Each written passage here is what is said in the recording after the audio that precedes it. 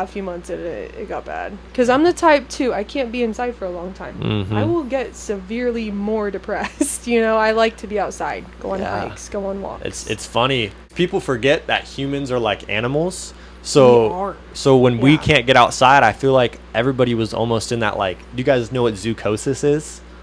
No. That animals get? No. Oh, okay. When they're in the zoo? So when animals are in the sad. zoo and they get, like, don't tell me that. You've probably seen, like, the polar bears maybe Stop, at SeaWorld. I know, where that they're all died. they're all sad and then, like, there's no ice. He it's was like pacing back and forth, and then he died like 2 years later. Yes, I feel like it's the same for humans. Like, when humans don't have that, because humans are social animals. Yeah, they don't have that interaction. Like, I felt myself just like, oh my gosh, like, I need social interaction, but then I was so scared of it. We started with your middle school experience of how COVID affected you, and 7th grade year was the year that you had missed a full year basically of school because of COVID. And it was the first time that you started going to therapy. Yes. And it was the first time that you got an F on your report card. You had straight A's prior to that and were on the honor roll. You didn't go outside, you said, for about 4 months in the middle of COVID? Yeah, probably, somewhere around there. Like, it was no social interaction with anybody besides my family for probably 5 to 4 months straight. After coming back your 8th grade year, you joined drama. There was a lot of paranoia after returning to school after COVID in the class of the tension. Everybody thought everybody was kind of watching each other. Yeah. Nobody was really paying attention to anyone, though, other than themselves. Or more worried about themselves, I would say. Yes, everybody. Like, there was so much social anxiety. Like, you could feel the tension in the air. When I was in high school, I did this program called Peer Leaders, and I would go actually back to, like, the middle schools and the elementary schools, and I would be in the classroom environments. And going back to those middle school classes and seeing the environments, like, without that social anxiety, like, aspect was, like, night and day. Like, from being in that 7th grade class where everybody has masks on and everybody's just quiet and just, like, looking around, to these other classes, like, now, where these kids are, like, happy, the teacher's getting mad at them for being loud. Like, I don't think that happened once in my 7th grade year during that COVID. It was crazy. Especially with it being middle school, that kids are supposed to be loud, they're supposed to be outrageous. I mean, they're supposed to be little miniature nut jobs. Especially in middle school as well. And that wasn't happening. Yeah. It's pretty alarming. You started playing football again to your 8th grade year after not playing for a year in 7th grade. Yes. So you're in the drama club now. You're hanging out with the jocks, but didn't. So where's the separation I'm mixing with that? Because you were in football, but also drama at this point, but only hung out with the jocks in middle school? I mean, I guess what I'm saying, I hung out with everybody at school, but my main friend group was all football players, and they all came from football. And then I was lucky enough to actually start another friend group in drama too. So then I had these two different, like, friend groups on just completely, I guess, sides of, like, the stereotype, like, spectrum of, like, school. There's a difference in, like, I guess the groups I was hanging out with a little bit. Okay. So Trevor went over your middle school days. Yes. It's time to open up the chapter for high school and your adventures in that. Okay. So if you want to get started wherever.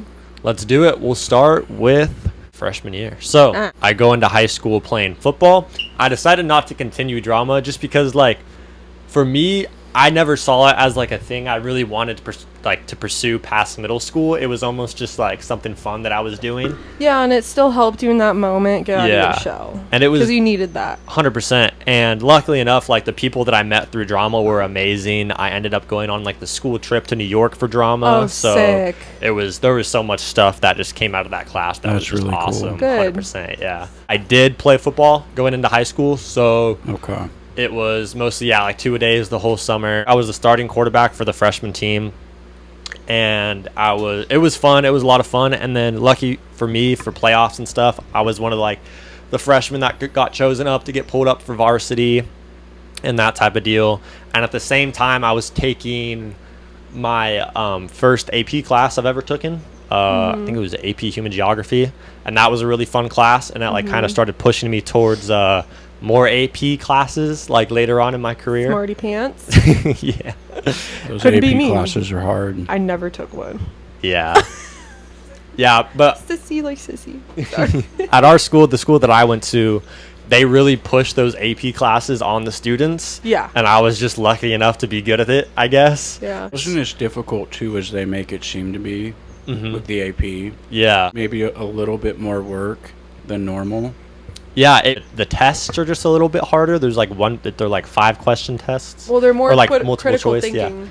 Yeah, that too. So, and it depends on what AP class you're in. There's ones that are super duper easy, and there's ones that are super duper hard. Yeah. So it just depends. Yeah. But yeah, so my freshman year too, after football was over, I was still playing that, and then I actually joined track too, and I did hurdles. So I ran the 300 hurdles and the 100-meter hurdles, and my coach had brought me up to varsity for a lot of our races when I was a freshman. I was really bad at the 110s though, so I don't know why he brought me up for those ones. I would get absolutely I was last place in every Demolished. single race of the 110 hurdles, but then the 300 I would be fine. Freshman year was super good. It was going great. I had all A's, and then slowly though something happened and it started to take a turn a bit. So during practice for it was our 7-on practice, I think probably around April of my freshman year, I was playing safety, and I'm dropping back, and this guy is running a post route, and I go to pick up the post route, and me and the receiver are both going for the ball at the same time, and as we go up for it, his knee comes and hits the side of my knee, right like where the oh god, so right where ACL. So right where your tibula, I think it's tib fib they call it, or something else. But there's a bunch of nerve endings like on this side of your knee right here and on the opposite side right here that connect all the way down to your foot. And unfortunately for me, where I got hit, the bone shattered a little bit at the tip. So then it became dislodged, and it like was dislodged through all of my nerves. So I remember that practice after I got hit, I was like it was one of the worst pains I ever felt. If I was not at football practice, I would have been bawling my eyes out. Like type of pain that like took your breath. So I remember I go home and I thought like, okay, it's just gonna be like a little sore, like a sore muscle, like a bruise or something. The next day my knee was like twice the size of my other one. So I gave it like a month. I wasn't able to play football, and then I went to the doctor, and then I found out like doctor verbatim said this: I've never seen an injury like this before. Oh damn. So I was sitting in the office, I was just like, what? It was that bad? It was that just odd of an injury. Just how everything that needed to happen for just it to be that weird of an injury and that difficult happened. For that, just the tip of my bone to just break enough to where it becomes dislodged just enough to go through my nerves. Oh wow. To this day I have bad nerve damage, but I feel like that moment is what started my, I guess, downturn of my mental health journey. Okay. So the injury 100%. The injury. Because for me, football was bigger than just a sport for me for my entire life. Well, you were playing it forever. Yes. I was always like the captain of the teams and stuff, and I always had just like a passion for football. My whole life I wanted to be a football player. Like that's all I really focused on was football. That's all I thought about. And then as soon as that knee injury happened, it like stripped my almost entire identity away. Yeah. Because all of a sudden I go from being like this player who's on the field, all the attention's on him, to being on the sideline and like nobody even cares. Like I was on JV my sophomore year. In my head and my plan of my high school career, that wasn't supposed to happen. Like you knew you were too good for that? Yeah, almost. And it just sucked knowing there was nothing else I could do. That's when I started to fall into this depression. Depression's weird. You really don't see it coming on until you're like in the thick of it. And even then, it gets really tricky. During this time, as I started to get this depression from not being able to play football because I was at home, I wasn't able to do a lot, and it was really hard on me. My sophomore year, I started to take more AP classes to kind of like use that as almost my sense of like self, was me putting my effort towards doing good in school. So then I was in, I think it was either 2 or 3 AP classes my sophomore year, and it was the same thing. I was getting good grades. I was pushing myself, but slowly I felt that things started to get a lot harder for me, and I didn't really know why. In what sense? In every sense? Everything. So all of a sudden I would get home and like my math homework that used to be easy for me to complete was like, it was impossible for me to do. I was like, dude, like I just can't do this. I started to like not be able to get my work done. I started having a lot more missing assignments than usual. I was still able to lift upper body and stuff, and we had to lift every morning for football. I started missing like morning lifts in the morning. I started missing practices I had to go to. And to me, I was just so drained and just so tired of it. I just needed a break. But in my head, that's not what it was. Yes, it was kind of the depression of the injury and losing my sense of self. And then it starts to pick up a little bit more when I wasn't, one, I think it wasn't being active, and two, doing something I put my whole self into my whole entire life. And now it's like, it was stripped away from me just like that.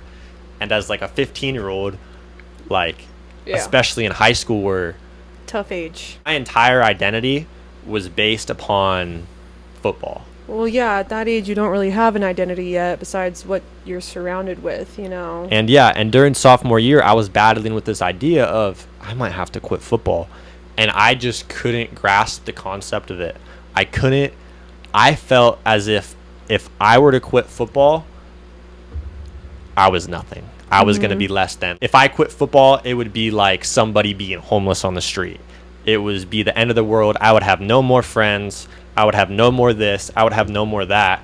Unfortunately, that fear was pretty true. That fear did start to come true in high school, for when I started to notice it my sophomore year. Things became, I didn't realize it because I was in the clique, but things were cliquey. It was all the football players and all the cheerleaders hung out together. And I was in that sphere, and I didn't realize, like, oh my gosh. I didn't pick my head up when I was walking to class with all my friends and look around and see all these other kids who were struggling until I was one of them all of a sudden. And then all of a sudden again, sophomore year, I'm walking to class, and then I'm like, I start to worry about if someone's looking at me. I'm walking to class, and all of a sudden it feels like I'm not even real my sophomore year. And then I'm like, oh shoot, things are getting rough again. All from just losing this sense of self and starting to becoming distant from my friends in football, becoming distant from these people strictly because I was in football. It sounds like you were experiencing dissociation. Oh, 100% at this time as well. It was like in every aspect. Oh yeah. It was definitely rough. Like there was days like sophomore year, I really can't remember it all that much, to be honest. It was just like one blur mixed together because it felt like I was doing the same thing every day. Yeah. So when you said that you started to feel like yourself, you weren't real, or the situation wasn't real? It's tough to explain. It's almost as if you're walking through like life as a video game. Like you're walking NPC? Yeah, like an NPC, and like you don't even, like, you feel like you're just playing a video game, or like you're zoned out when you're driving, and you don't even like, wait, what am I even doing?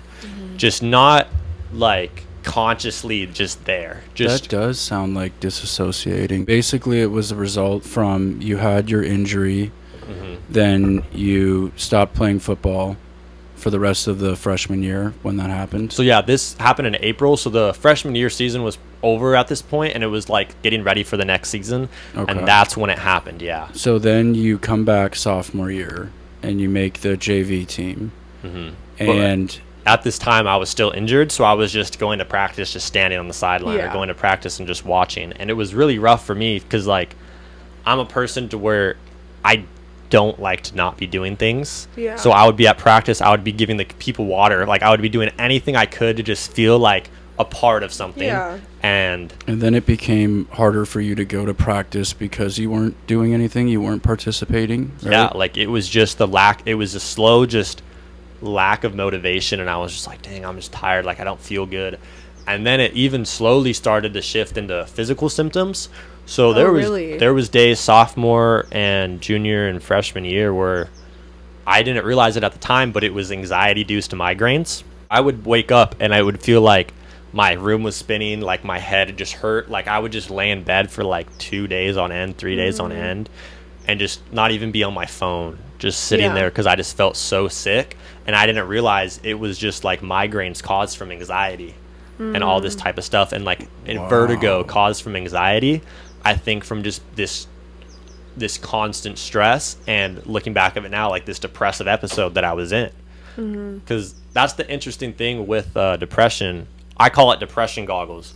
Once you put these depression goggles on, you can't see that things are different. It's one of those symptoms of depression, and it's pretty much the lack of any feeling. So many people associate depression, when they think depression, they're like, oh, this person's sad.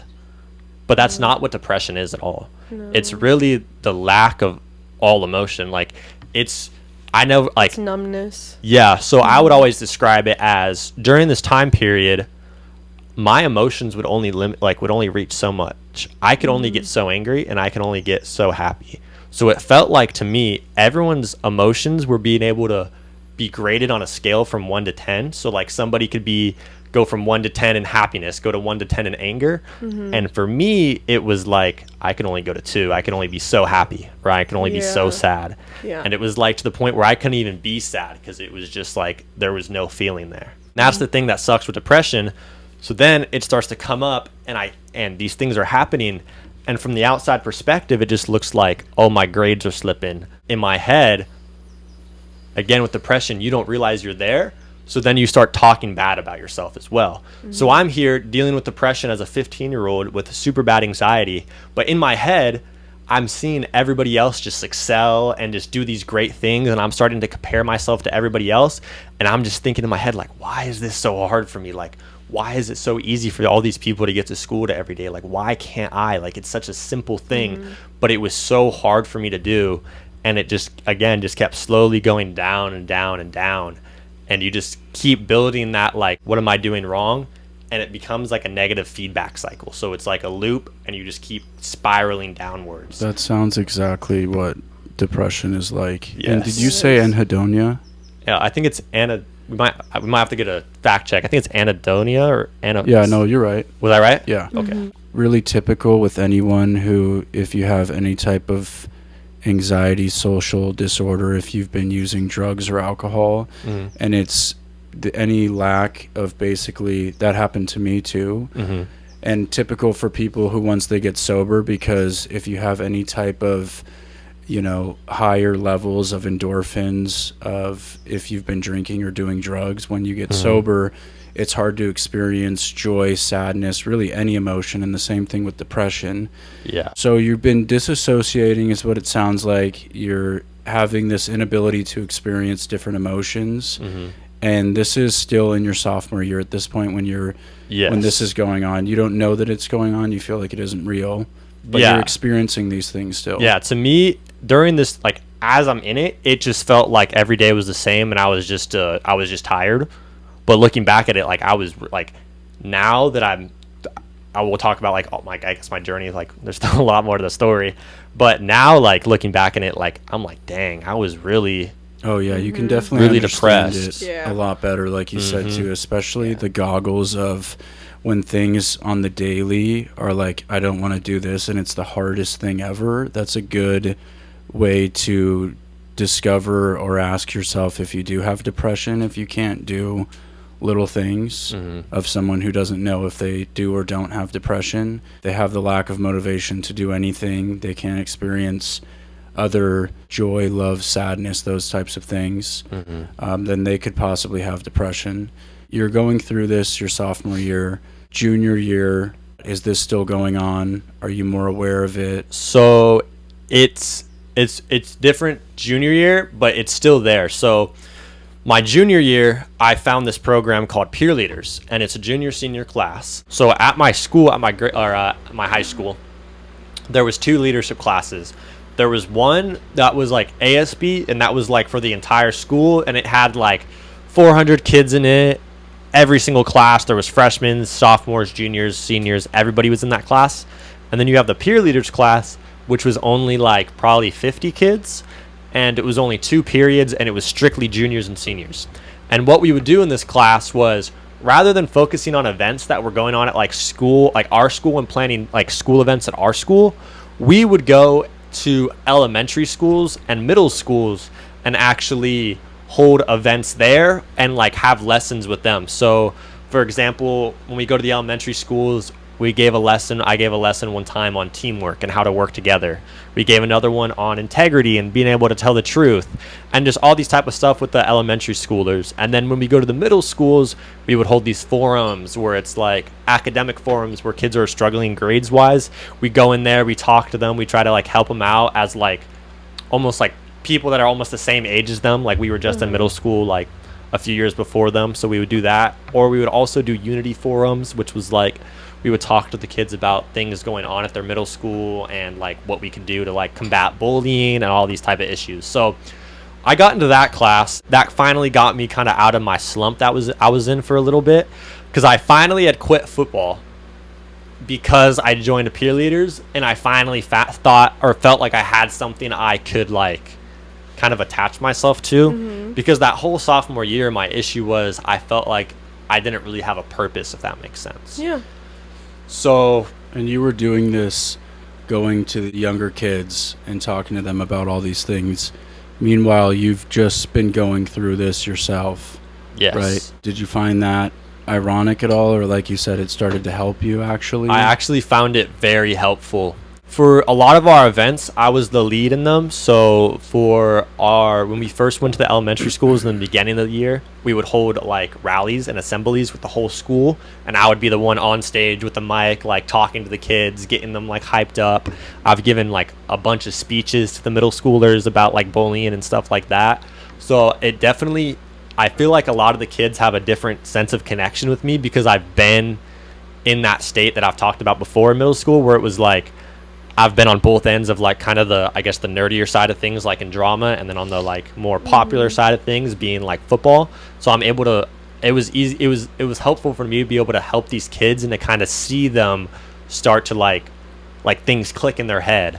Yeah. And that really helped me a whole bunch to like kind of slow my like spiral downwards. You talked to them about bullying, academics, Yeah, a whole bunch of stuff. depression, anxiety. Yeah, like if there's family issues going on home, what we could do, and just pretty much anything these kids want to talk about, we will do it with them. So sometimes I would give speeches where I would explain what I went through in middle school with like the social anxiety thing. Sometimes I would tell the kids like, yeah, like I failed classes in middle school, and try to like connect with them on that and like give them like help them there. But mostly the biggest thing for me that I saw was the kids being able to feel like they have somebody that was actually talking to them. Because an issue that happens a lot, especially with kids in that class still too, is they talk down to the kids and start preaching to them as if they're above them. But I really like to get into the sense of like, dude, like we're pretty much the same person. I'm trying to act as if I was in their shoes right then and there to connect with them. And That's so important. Yes, I've seen the effect a little bit in a lot of these kids. So yeah, that makes a huge difference. You're talking to them in a way that I think that helps them understand that you understand, compared to talking in a way that's more as if they're someone not in their place and kind of giving them advice. Yes. They're two completely different places. Because there would be times where it's not the other peer leaders' faults at all. We're all still in high school. Most of us don't go through a lot of big life-changing events in high school, luckily for a lot of us, but a lot of us do. You're right too, it's not their fault. They're So just two different styles. Yeah, they just don't realize for them the hardest thing they've had to combat in their life so far is stress from a test. So when they're talking to these kids, it's like, yes, this test is stressful. You want to have a good study habit and do this, this, and that. But then the kid's like, well, that's not my issue. My issue is this kid's being like bullying me, and I have social anxiety because of it now. And that's the issues where I can kind of hit on, because I had a little bit more of a unique experience. And even in my junior year, I thought I was like super Mr. Connectivity with the kids, and I was still very far off from where I was my senior year after what had happened, what I'm about to talk about soon here. So yeah, so my first year, junior year, it was really good. I started to get the feel back of things. I started feeling myself come back online. Your confidence was coming back. My confidence was coming back. Everything was going good. And then during Did that start for you over summer when you started to notice, or into junior year? It started into junior year with the peer leaders program, definitely. Okay, so that's when you started to notice a difference after you'd been talking to the kids. And it was the same thing with drama. It really showed me that I have a a passion for almost leadership, and less than like just like speaking and public speaking. It's more of leadership and like helping people, because I was always like, coaches would always describe me as like the captain of the team. I might not have been the best, but I would always try to like, I was always like a natural leader, I guess I should say. The leadership part of it definitely helped me. So yeah, so junior year, it was looking good. Everything was going well. And I was also during this time I was taking the most AP classes I had ever taken. So I was taking, I think I only had one normal class. So I had 2 AP classes and 3 AP classes and 2 IB level classes. IB level is International Bachelorette. Do you guys? I've heard of that. You've heard of that? We had IB. So I was in that class, those classes as well, and everything was going good. I actually had a 4.8 my first semester of junior year. Boom. Just for the 4.8. Oh shit! Yeah. You just have the headphones. Okay, it's okay. I'll hear it later. Oh, there you go. You got it. Blake did it verbatim. Okay. Anyway. So wait, hold on. Why don't you check this one? I want. Oh, some applause. Okay. That's for the 4.8. Woo! No, he already did it. Okay. Junior year was going great, and a part I had left out during this whole time was beginning of my freshman year. I had started dating my girlfriend at the time. So I had been dating her freshman year, and throughout this entire span of this 2.5 years up to this junior year, at this point, I was dating her this entire time. Your junior year, because of the peer program, you start to flip it around, and you're still in a relationship at this time. Yes. But you're starting to do better mentally. I feel my sense of self coming back. I'm getting good grades again. Like, school is coming easy to me. But this was at the end of this is in the middle relationship. Yes, this is at the end of the relationship, middle of junior year. Okay. December of junior year, we break up. So the first part of the relationship, honestly, it was probably as good as you can get for a high school relationship. Like, it was It's high school. Yeah. It was like the HOCO posters. We were hanging out, like the TikToks together, like the stereotypical. TikToks. Excuse me. Yeah, I might be a little out of your guys' time. Yeah, just a little bit. Just a little bit there. What did you guys have? MySpace? Fine. No, I'm not that old, mother trucker. No, yeah, you guys had Twitter. Vine and Twitter. Vine. Yeah. Cool. Okay. It was going good, but unfortunately for both of us, me and her kind of hit this dissociation and depressive episode at the same time. Like, okay, I wouldn't say that I can't speak for her. I can't say that she was in a depressive episode. Based off what I saw, I could say that we were probably both dealing with similar things, of just because she was in AP classes just like me. She was actually in harder classes, so that was stressing her out a lot. So we were both kind of just spread thin. And even in relationships, in like married relationships, when people get spread thin in a relationship, it gets rough, and people start to like argue and stuff like that. And that's what happened with us, but it's a whole lot harder because it's a high school relationship. And unfortunately, as much as I wish I could say high school relationships are amazing and they're great, they're really not. And high schoolers, I just graduated high school. Even still now, people, I'm just going to say we, as in myself, we think we know a lot more than we do. Yeah. And I remember doing things in that relationship and like having these things in that relationship that I thought were normal, but really weren't. And like, were actually super unhealthy, that I think attributed to another big effect on my kind of life, because it would be like, me and my girlfriend at the time, we would see TikToks and it would be like, never go to bed upset at each other, or you always it's feeding you ideas. You always have to stop the argument no matter what. You guys have to text each other every single day. You have to hang out. That's a good point. Every single day. I'm glad you touched on that. So as both 15-year-olds, 16-year-olds, we're seeing like all these perfect couples on TikTok, and we're like, oh, this is what we need to do. So me and her would literally hang out. Which sounds crazy in reality. Oh, 100%. Like, back in the day, I thought it was like, oh my gosh, like realistic. We're the perfect couple. Yeah. But it was like, no, this is unhealthy. So it began where me and her became super duper dependent on each other. Codependent, yeah. Yes. So I would be like, we would hang out all day. I would go home, and then 5 minutes later we would FaceTime until we would go to bed. And it was like, to us and to like on TikTok, we thought that was like, oh, couple goals. Normalcy. Like we love each other so much, but it's like, no, it's a really tough, like, because you become dependent. Like all of a sudden and that's where these issues started arising. We became so dependent. And I think me and her were struggling that we were both so insecure at the same time. It's just a recipe for disaster. So I would go out with my friends. She would be texting me like, what are you doing? Why are you doing this? Why are you doing that? And then for me, I would be like, okay, well, that's kind of like weird. I don't like that she's doing that. And when did that start for you guys? Probably start of sophomore year, I would say. So like about a year in? Yeah, about a year in. Was it super toxic yet? Yes. Around besides the codependency? A little bit, yes. It was definitely... Because you guys have been together for a year at this point. Yes. The way things would go, we were very comfortable with each other. So arguments were definitely...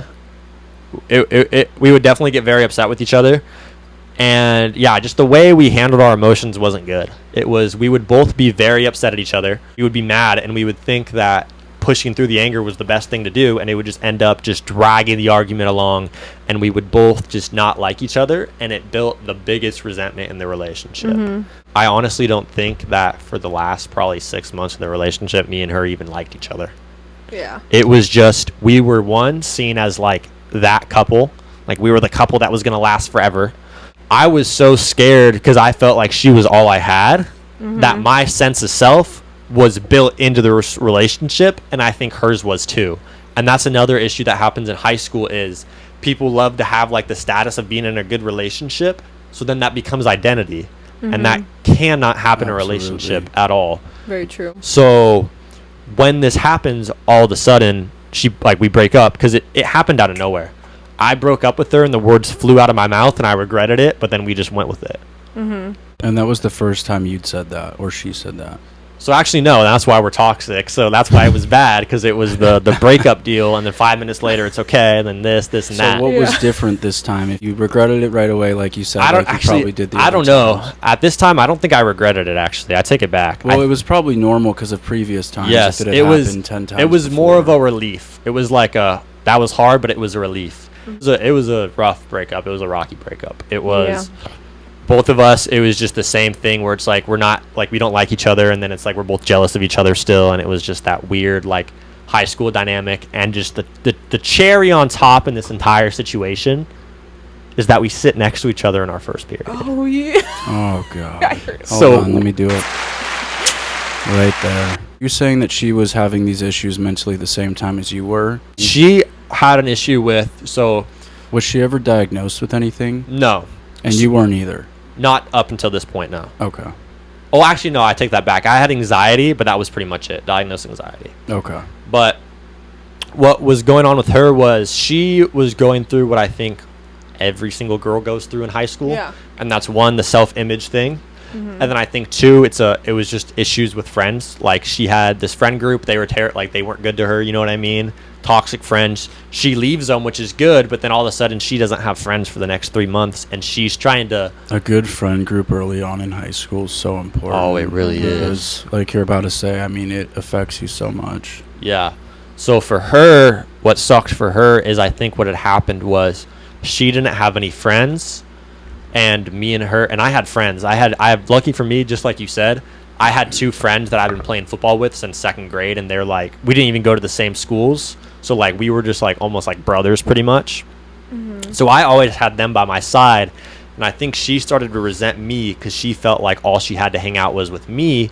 So slowly, I remember her sophomore year, this is another thing too, a lot of things I would do, I would put myself before her, or her before myself, I mean. So during this time too, I was kind of struggling with friends by losing all my friends from football. I felt very disconnected from my friend group at my school I was at.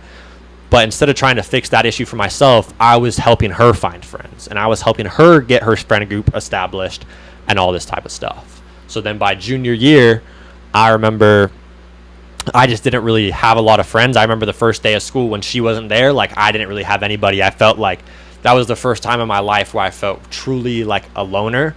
I'm so glad it happened because it opened my eyes. But to go from somebody who's well-known, like, is the perfect, because I won homecoming king my freshman year, or my sophomore year too. Let's run through that real quick. Your freshman and sophomore year, you were homecoming king. Yeah, for sophomore year, yeah. And you had straight A's going into high school. You were kind of like the poster kid for a good, perfect kid. 100%. And the school that I was at, team, the starting quarterback. Yeah, and the school that I was at loved that poster child. So those first 2 years, it was like the teachers love me, everybody loves me, and then all of a sudden I'm just not even somebody. Like, it's not even people don't like me. I was nobody. I didn't have like anybody, I felt like, and that's when peer leaders came in, and luckily I made a bunch of friends through that. But yeah, so when I break up with my girlfriend, it's all of a sudden it's boom, like I lost complete sense of self again, because I had been in that relationship for 2.5 years and I had built my identity upon it. So then that's when I began to slip. That's when my grades began to fall, because at the same time, for whatever reason, and I guess I didn't realize it too, she was always stressed out about good grades, and I slowly realized I was pushing myself so hard for grades, not for myself, but to like live up to her standards as well. So then all of a sudden, my second semester of junior year, like my grades just plummeted. And that second semester junior year was probably the roughest 6 months of my life. Really? More rough than sophomore year? Yes, it was like... There was a lot more. And did everything fall off when you said that you kind of, like this, you went from this poster child, perfect kid to... Was that overnight, or was that instantly you felt like, or was it a realization moment? For me, it felt like it was overnight as soon as I went into junior year. And then I started to pick myself back up again with peer leaders and the classes and what we talked about. But as soon as she broke up with me, again, it was an instant just collapse of self. Almost like a literal like ego death. Like I did not know who I was. I had lost. Yeah, I cut my hair, I had dyed it, and it was just looking back at it, like I was so manic in everything I was doing. Like I was just trying to be... Well, high school too, it's so hard to diagnose kids, especially with the issues that I was asking you and her about. You don't know how to process things, especially for this generation after COVID. You guys didn't have already the earlier stages that you should have gone through of identity, the first part in middle school, since that was taken from you guys. 100%. And now in high school, it's even more harsh, it's even more dramatic. And it's already dramatic as a teenager, finding yourself and going through all these things and managing your emotions, relationships, finding yourself. If you're a jock, not in band, whatever, you know. So yeah, it seems like all of these things were very quick and exaggerative on you, very fast and very detrimental to what happens next for you each time. Yes, and also too in high school, like now that I'm out of high school, like I'm looking back and I was just like, what was I even like tripping on? But when you're in high school, and especially when you're in those mindsets of like these manic episodes, it's like almost, it feels like the most important thing in the world. Yeah. Like at the time. So in that time, your second semester of junior year, is this the time where she started like berating you and so this literally is harassing you? So yeah, this is when the breakup got a little rocky, and that's when it hurt me too. Was at the during this too, like from December to June of my second semester junior year, I was like trying to figure out who I was. I lost all sense of self. I didn't have like anything, and I got caught in this weird sense of like I need to prove myself for whatever reason. And this was because, going to back what you said, I had felt like, so yeah, my ex-girlfriend, everything was fine, and then I was walking with another girl, she saw it, and then that just set her off, I guess. And then I think on the surface it seemed like I was doing good, and that made her upset. So she would text me and be like, she started saying things about me. She started being abusive and slandering your name. 100%. I would hear people, like, I remember in peer leaders, it was the worst for me because she had a lot of friends in that class. And at the same time, I was running for a commissioner spot. And this class is where you run the head of a group. And my whole first semester and into my second semester, I was told by the teacher, like, you're going to be a commissioner 100%. The whole class knew I was like, because I did good work and it was apparent. She has these friends in the peer leader class. She starts telling them that I was abusive during the relationship and all these type of things. And she would just say I abused her. She said I was abusive. I would abuse her. I was unpredictable. Like she never gave details. She never gave people? Specifics, never gave details. There was never any real evidence or anything and stuff like that. So it was very apparent. I would walk into peer leaders and it felt like I was back in 7th grade, but this time it wasn't false that everybody was looking at me. I felt the eyes on me in that class. I felt the tension. I would talk to people and it would be like they would act like I was just about to explode. And I had people in that class start to go to the teacher. She starts talking bad about me to people. I'm not really sure what she's saying specifically, but it's, again, just high school rumors. And she's basically the serious accusations. Yes, but the baseline. So luckily at the same time, somebody that I knew was kind of closer to her. So I got, again, it's high school, everybody talks. So I kind of got the inside scoop of what was going on a little bit. And it was just, she was very vague. For me at the time, it really fucked with my head because...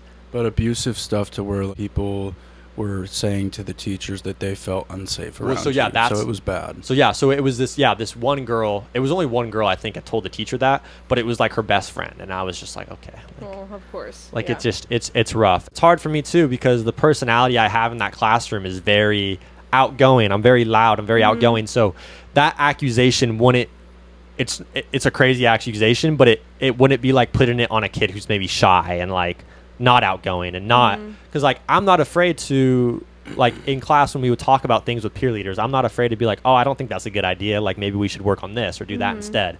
And some people just can't handle that in high school, so then they take that and then people run with it. So now I'm in this peer leaders class and it was the only thing I really had going for me, and then it's destroyed.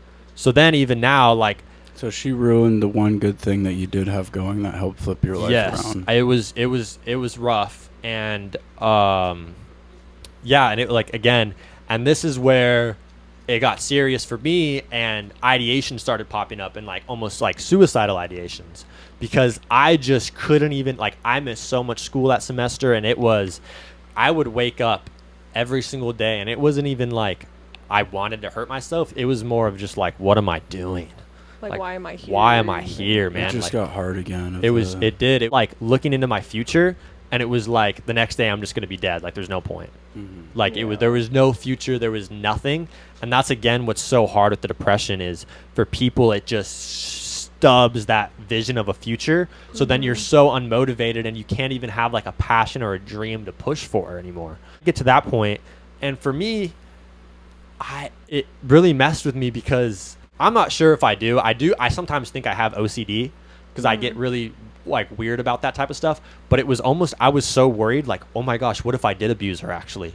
What if I was bad to her? I know, what if I did do this? What if I did do that? It's, well, because people who are the abusers, it's like reverse psychology. Yes, they tell you you're doing this, and then they play dumb, like they didn't do anything. And it was rough on me because obviously I never physically even like abused or anything. Yeah. I mean, I would never just sit there and berate her and just cuss at her and just throw, like, we would argue, like we would cuss during arguments, but it was never like. But there's a line. There's a line. She was that type, and you weren't.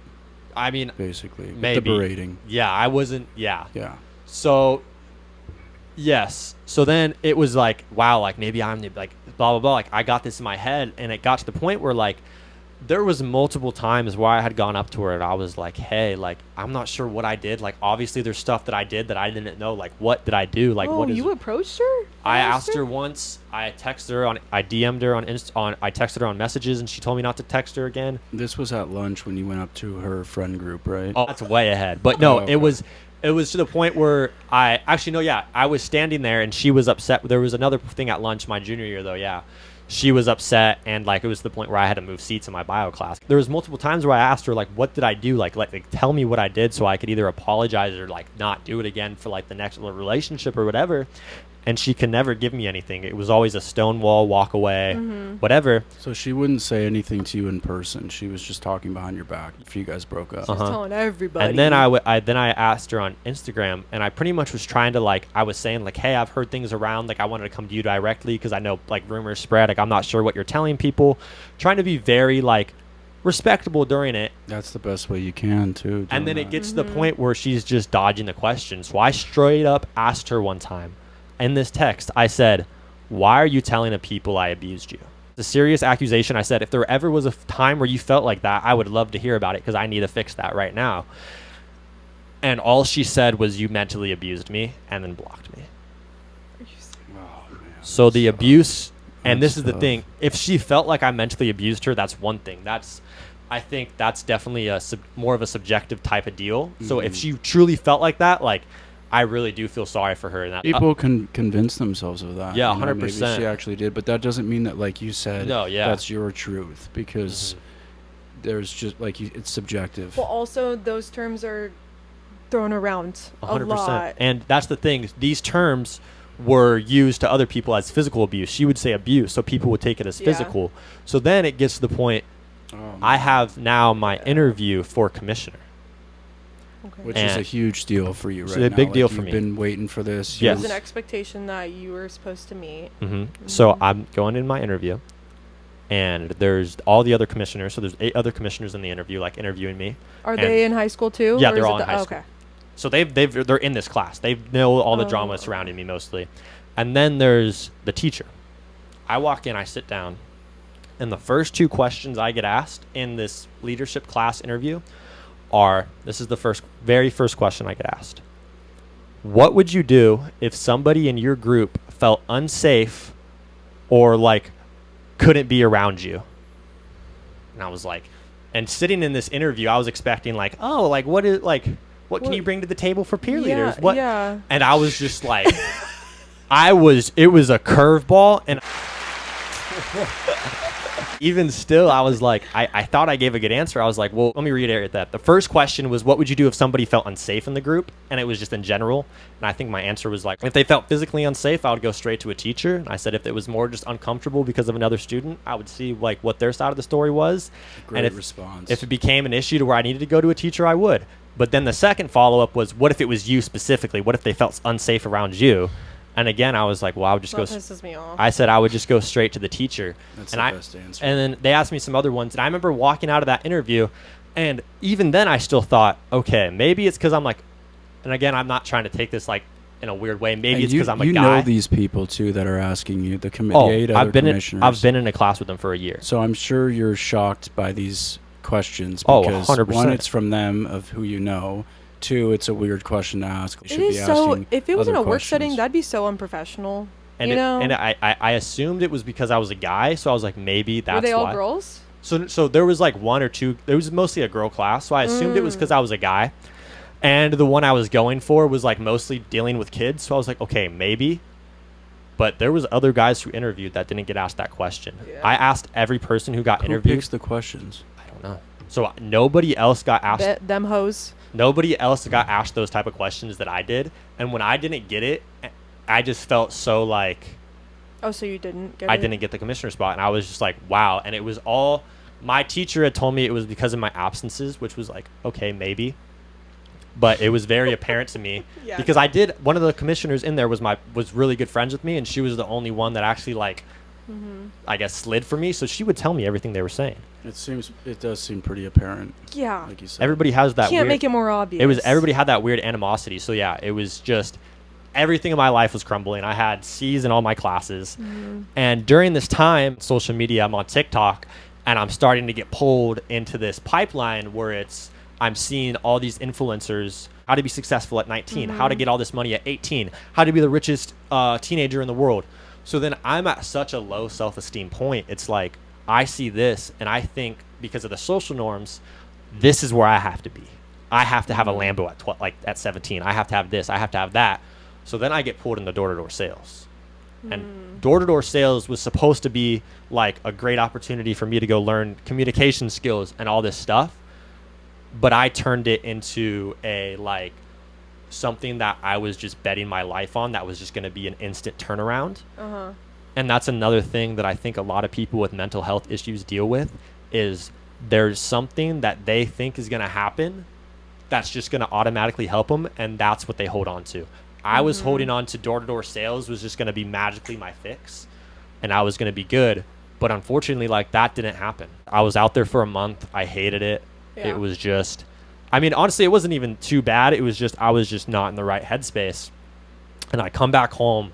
I had told my parents what was going on. Like, at this point, I was very transparent. Like, I was having suicidal ideations. Oh, you told them what Yes. was going on at So, school yeah. and all that? Yeah, yeah. Okay. So it was There's the first time that they've known something of this with you. they saw that my grades were slipping and I was a little off, but they were just, it's junior year of high school, so it's a hard spot to pinpoint in a kid. Yeah. And they had 3 other kids, and I was on the surface, honestly, it appeared I was doing fine because I was very, when I would come home, I wouldn't come home crying. I would just, You would hide it. I would hide it. And then they didn't have any idea that you had been through this anxiety, depression, which is understandable. You not were at this hiding time. it. And yeah, and during this Okay. time, I wasn't even aware I had depression. Yeah. I wasn't even aware I was dealing with this. I thought I was just lazy. I thought I was just like the worst person ever.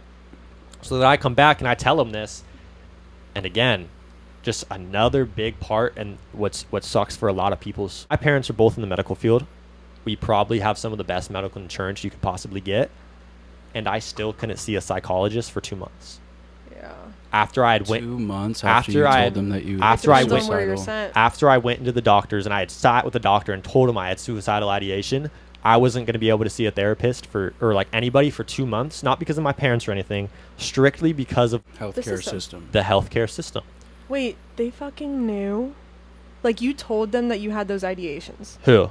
the doctor, Yeah. and they still didn't send So you right away. I told the doctor, I said, it was because for me it was different. It wasn't like I was actively planning it. It wasn't anything like well, that. yeah, but still, if And it's a- in the medical field, if you mention Yeah. you have ideations, usually you're sent Yes. on a 5150, or you're going straight to the Yes, and what I had psychiatrist told the him, next day. what I had told him, and as I said, this is how I described it. I said, "Well, I'm not actively planning it. I'm not like constantly thinking about it. But I said, if there was a button and I could just do it real quick, I would definitely push it." And that's how I described it, because I didn't feel like I was just on the verge, but I felt myself slipping. I felt myself You just were aware. yeah. Yeah. So then yeah, that month goes by, and literally, I don't even think I got out of bed. Like, it was rough. Yeah. The emotions just overwhelmed me. It just hits you one day. And I remember I should have known, honestly. 3 days before, I don't think I slept. Like, this is like, I guess, the pinnacle of the story of my attempt. I hadn't cried for like months. And then all of a sudden, everything boils up. I'm just angry. I'm crying. I'm bawling. And the only thing I could do to get rid of all this pain was to like go for my arms. And I feel like a lot of people that have gone through and committed suicide and stuff, it's usually, a lot of the times I feel like it's planned, but it's not planned. It's mostly a sense of impulse. And I remember when I first had hit my arm, that first one was super deep, so I just went with it. I was like, okay, I guess this is the time now. Like, this is I knew I was gonna do it, I just wasn't sure when. Yeah. And then that's when the time that it happened, it's a sad thing where I didn't even know I was depressed at that. Like, obviously I had a sense, but I didn't know I had depression. I didn't know I had anxiety. I know I had all these things. Well, yeah, you're still a child. And then I also did like what I thought was the textbook stuff to get help, and then I'm still not getting help. So I just can't, for myself it was frustrating, and I just can't imagine, like, That's an understanding, helpless moment. yeah, like I can't imagine people who don't have medical insurance when they're going through that type of stuff, how they even figure it out. Probably was in the best situation to get help for what I was going through, and it was still super duper hard. That's really important too. You had said that you were thinking about committing suicide if there was a button. How later after did you cut your arms? Probably like a week or two. okay, that's a pretty short. It's a pretty short, and it was literally like I remember they made me sign a safety contract. So it was serious. BS. You did. Yeah, it was. Yeah, You're gonna make a teenager sign that as if they're gonna be like, oh yeah, okay. Yeah, it was. I even signing it, I'm just looking at her like, are you? Like, I know that. Like, probably, what is this? That's Thank Yeah. you. Oh, thank you for your help. yes, very. frustrating, Doc. stupid. I was out of it, honestly, until I got to the mental hospital. Like, I don't remember I don't remember much. Just was apparent to me the flaws in the healthcare system. I got there and they said, "Are you Owen Benoit? Like, are you Owen? Are you Owen?" My middle name's Owen, not my Yeah. first name. Yeah. So when was I gonna got say that was your last when I name. got transferred there, they didn't have me on file with my first name. So already there was stuff that I had to do. Dude, what? I don't see a psychiatrist Okay. to get my meds or anything for probably, I think it was 36 hours. And I was told as soon as I got there, I would see a doctor and see the psychiatrist. Are you on watch in this time though? Are you? In Yeah, a so room? they split 2 rooms up. There was 2 group rooms. There's a group Okay. room with the boys and a group room with the girls. There was probably 15 girls when I was there and 4 boys. And they weren't allowed to interact with each other. And I remember there was a front desk, and there's these 2 rooms, and there was like a person watching everybody, and there's nurses everywhere. You go there most of the time, and then you go sleep in a separate room. And this is in the hospital. This is in the mental hospital, whatever you want to call it. And I remember I went to that front desk multiple times, and I was saying, "Where's my doctor? Like, I need to see my doctor." Like, and I wasn't mean or anything. I was very polite with them, but it was just like I was advocating for myself, which is something that a person in that situation doesn't do. Shouldn't have to do. First off, doesn't usually do. And it's like the fact that I'm still advocating and I'm not getting that, it's again another flaw in the healthcare system. Dude, That's really worrying that after you have the suicide attempt, you get sent there when you're still in distress, you're not getting treatment, you didn't get treatment prior to saying that you were going to have a suicide attempt.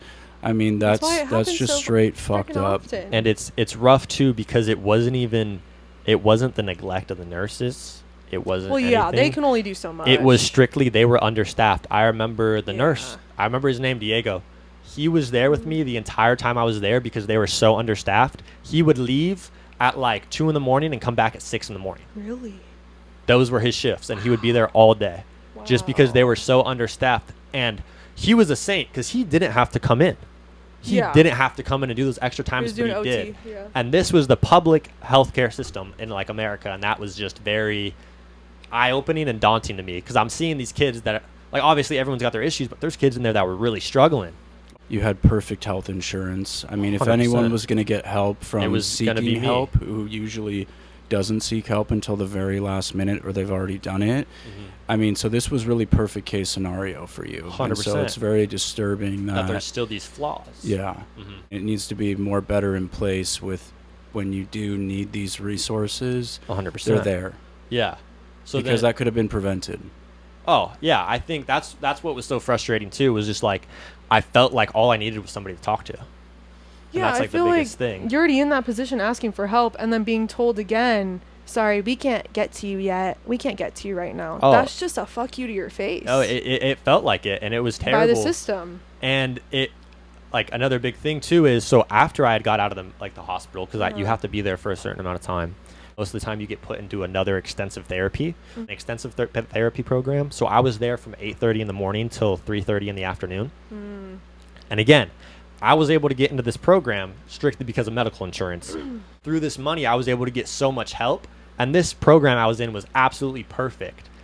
And I could only imagine what those kids in there that were dealing with the public healthcare system would have been able to do if they were given the amenities that I was given after the fact. Yeah. Because this place I was in really did help a lot.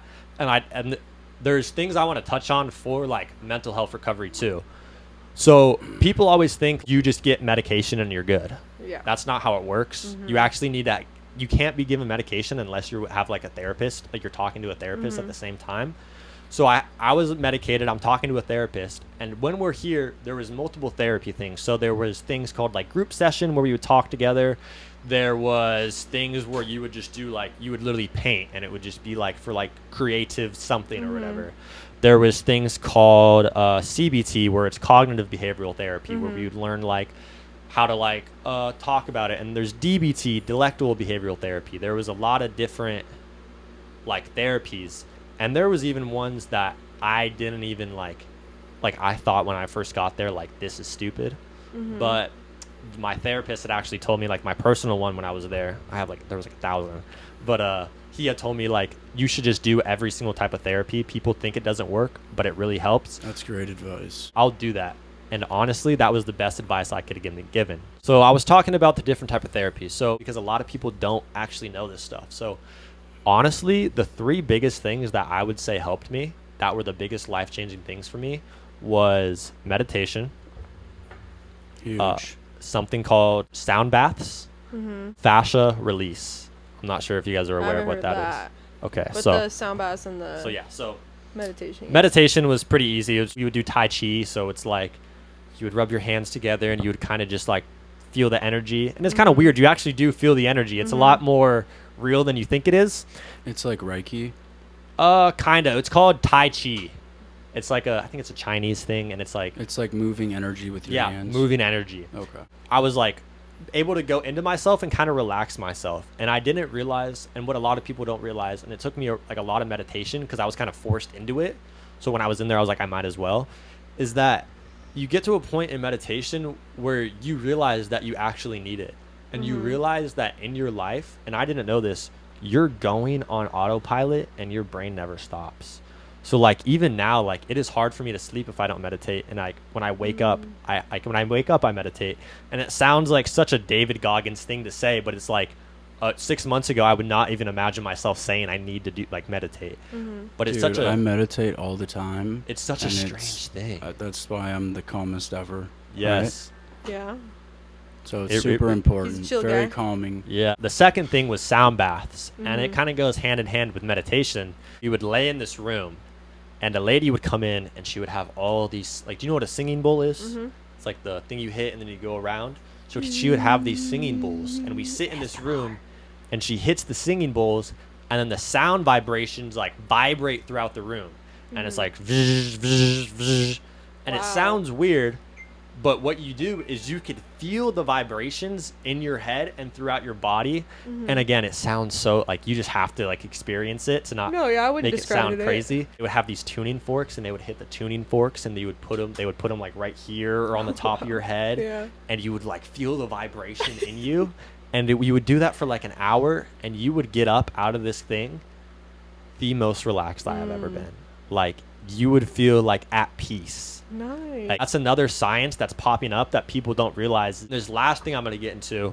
Any person that's struggling with, I think every person needs to be doing this in general, and it goes with yoga, but it's something I found called fascia release. So there's a web that goes around your whole body. It's almost like one of those like suits, you know what? Like the green like morph suits or whatever. Like I think so. The super skinny ones, like they're all colorful. Yeah. Oh yeah.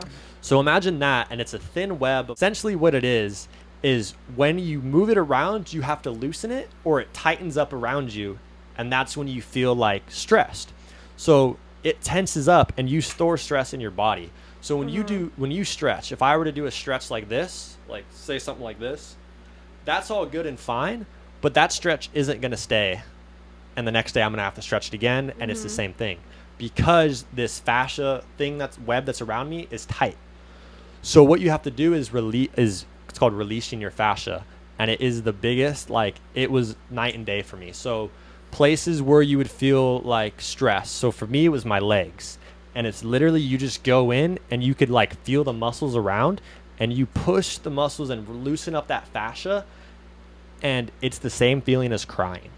You feel like that feeling you get right here in your chest inside of you when you cry, that same like that feeling you get from fascia. So like I did it on my girlfriend Gracie, and I would be rubbing the bottom of her foot and she would be able to feel the muscles releasing in her abs. Oh wow.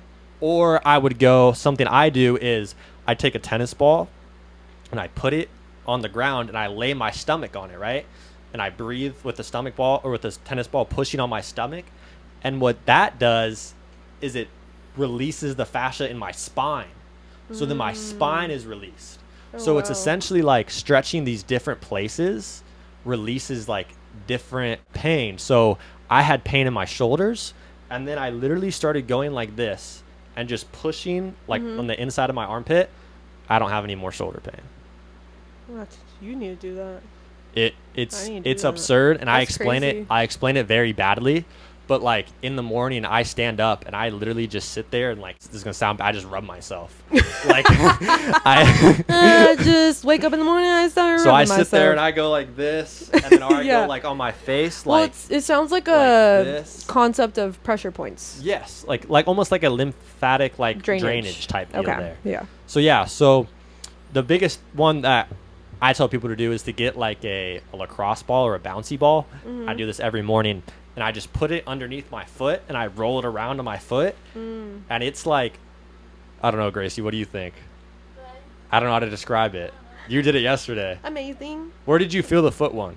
Up your whole body? She said she feels it up her whole body, so. Wow. But yeah. Dude, why don't you show me that? You found all these new techniques for healing your trauma, anxiety, depression. Yeah. When you get out of the mental hospital, these abilities that you learned transferred over to where you had a successful rest of your senior year? 100%. I would say the most life-changing thing for me in this whole entire journey was the actual aspect of the like committing in itself. It's a weird feeling, but it's like going to rehab, dude. Yeah. It's only going to help you. Yeah, and for there's me, nothing wrong with it's not going to make anything worse. They think that it is, whether you're in this position or you need help for whatever struggle that you're going through. And it's understandable to think that in the moment because it's scary. You don't know what's going to happen. You overthink it. This could happen. People will think this. And the only thing that matters in that time, what you should be thinking about is you and what you need. That's 100%, yeah.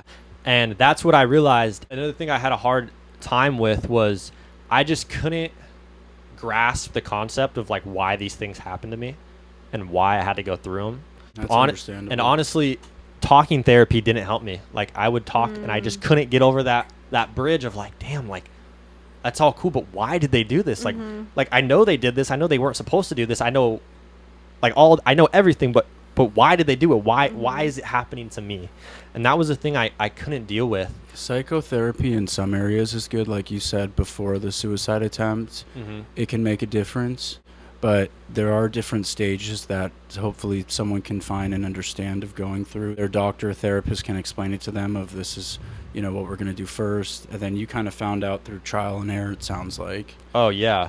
That it was like, that physical stuff. What I didn't realize, too, is your mind is separate from your body. We're going to have you guess our Beanie Baby. No, it's not a Beanie Baby. Jellyfish. No. Jelly Beanie. Jelly cat. Jelly cat. I remember the Beanie Babies, though. Yeah. A little bit. My grandma used to collect those. That's funny. So that's so cute. $200, one guess. The Jelly Bean Baby. $200. The jelly. Or Wait, I have to guess jellyfish. like the Jelly cat. It's a the type jelly of cat. food. It's a type of food. Milk. Dairy. Milk. Damn, what the heck? Robots. We're giving you hints. Robots. I'm just No. kidding. Not Parmesan robots. cheese. Oh my gosh, I can't see it from down here. I'm wanna- gonna say You can. $200, one guess. Milk and dairy is the hint. milk and dairy. I'm gonna say I don't know. It's like it looks like a dumpling, but I don't think that's milk and dairy, dude. Cheese. It has like it has like this one right here, right? Yes. Yeah. And Do you get a know your real variety of close cheeses? look. I actually don't. Is it Oh my goodness. You got it. You got it. I'm just kidding. No. Mozzarella cheese. But hey, Dang it. What is it? it was a good attempt. What is it? It's brie. I knew Yeah. it. Wait, can I guess that? I was never a big fan of brie. Yeah. We can't tell her now. We can't do it with her now. Oh yeah, damn it. Dang it. Sorry. Okay. Well, Trevor, thank you for sharing everything with us about suicide awareness, anxiety, depression in high school, your story, what you went through. It's very inspiring, inspirational, motivating, and hopefully can help some younger kids out there navigate their feelings. I hope so, yeah. I have something for you. Ooh, what is it? Guys, this is called a positive pickle. Positive pickle. I present to you a positive pickle. A word from positive pickle. Boom. Should I read it? A word Yeah, from read it out Positive loud. Pickle. 22. I celebrate the small moments of joy in life and find beauty in even the simplest things. Boom. Beautiful. Boom. Yes, give the Beautiful. applause. I think that's perfect about what we talked about Exactly, today, too. right? It's a Dude, banger. Episode every time I 5. give them to him or I take one for myself, literally I'm like, this makes my day better because it relates so hard. Heck yeah. It's insane. That's it's awesome. so cute. Episode 5. Trevor, thank you for joining Thank us. you, Trevor. Boom. Thank you, guys. Woo!